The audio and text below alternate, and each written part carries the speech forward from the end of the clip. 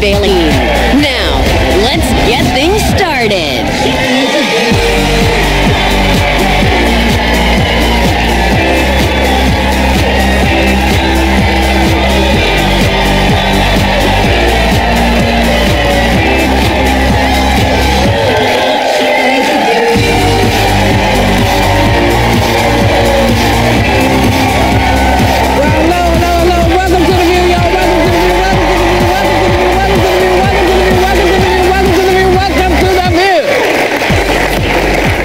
Nice to be back here. I just got back from Walt Disney World in Florida, where I narrated the birth of the baby Jesus at their candlelight processional and did not get hit by lightning. Symphonies, the local musicians play. They provide the soundtrack, and all of these amazing kids sing. It's really fantastic, and the pastry folks made me a welcome home present that consisted of gingerbread characters, Mickey and everybody, in my present sweaters, and the present sweaters of today. And these are the guys that made everything. And it was really great. How cute. How do you pack that home? We put it in a box, and then I get it home, and then I spray it so I can use it as a display next year, because, you know, you don't want to eat it. Yeah, because it's so beautiful. Because it's all, everything on there is chocolate. There's nothing. I spray it with like a polyurethane to keep it from you know, decaying. Yeah. And so it becomes another thing that sits for Christmas in the house. Cute. It's really nice. Yeah. It's really nice. So it's nice to be back. I missed you all. I brought you socks. Yes. Yes. And a Christmas ornament. Really well, nice. Because feet, well, this is another, you know, I was obsessed this year with Santa Claus. It women takes a getting real it done. woman. It takes a real woman to get it done in one night.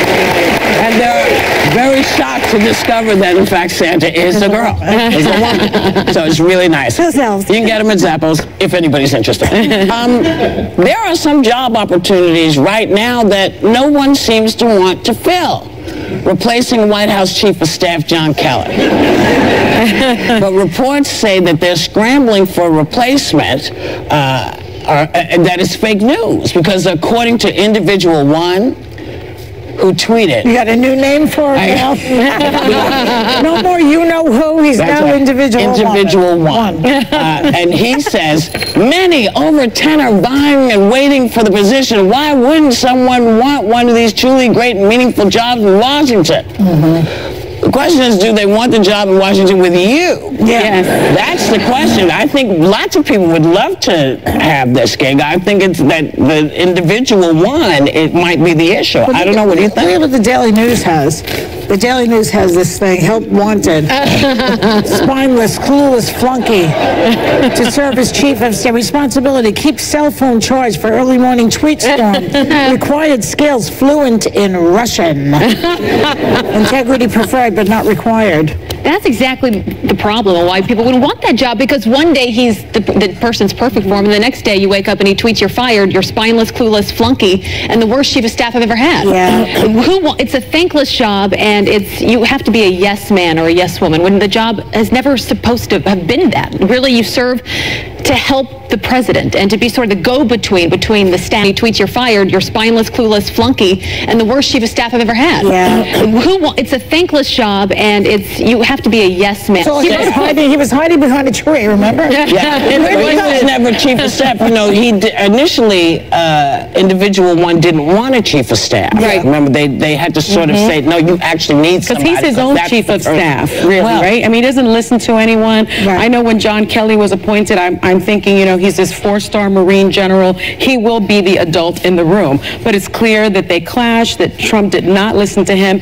And honestly, he came in with this wonderful reputation, and I think the administration actually tarnished that reputation. I don't agree with that, actually. He had a lousy General reputation. John Kelly, I think General John Kelly still has a fabulous reputation based off of the career that he served this country. That was fine then. Was So anyone that works for President Trump has a bad reputation? Well, if I can finish what I was going to say, then maybe you would hear me.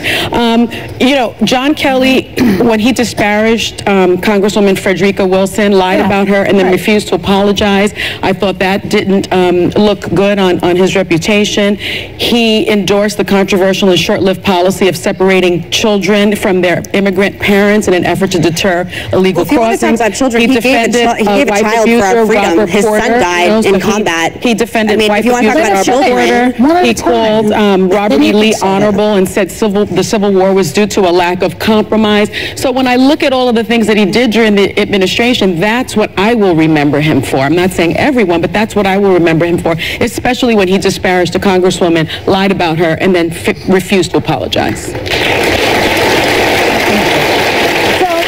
It's weird to be clapping. Whatever you think about his politics, he lost his son in combat for freedom. And again, clapping in that way, again, your call, everyone can interpret him differently. I do think there are some things that precede politics, and I think service and being in the military and losing a son and being part of a Gold Star family is one of those things. But I agree with the turnover rate. You can be both things at the same time. I have a hard time clapping for him in general. Can they not? Everyone can do whatever they want. You can do whatever you want. I'm saying for me, it makes me uncomfortable. I also want to say that Trump's turnover rate, yes, is high, 62%. Right. My father's, again, it's not always about my father, but his staff, I mean, his chief of staff had worked for him for 33 years since he was 18. Joe Donahue, shout out to you, by the way. And I will say Obama's was 24%, Bush's was 33%. So the argument that, yes, it is a thankless job is a legitimate one, but the idea that just because you work in this administration and your reputation's tarnished, and last time I checked, Nikki Haley's a front runner running for president. She worked in this administration. What do you mean that Obama was 24%? He had a low turnover rate. People that would come in and out of the White House. People stayed. They stayed. Yeah. Okay. What I will say, because we haven't talked about it yet, but Nick It Ayers. was a compliment to President Obama. I didn't understand. No, she didn't. All right. Nick Ayers, who was chief of staff of Vice President Pence, was apparently the one asked to be the chief of staff for President Trump, and the one that Ivanka and Jared wanted, and they have a big say in these picks. And he said no to it, which was, when I saw that alert on my phone, that was the biggest sign to me that there's concern inside the inner circles of the Pence world and maybe even the Trump world, that you don't want to go down with a sinking ship if that's what's going to happen. You're taking that job at a time when the relationship with the media has never been this low. Dems are taking over the House, and the Mueller investigation's coming out. But Nick Ayers, he's 36 years old.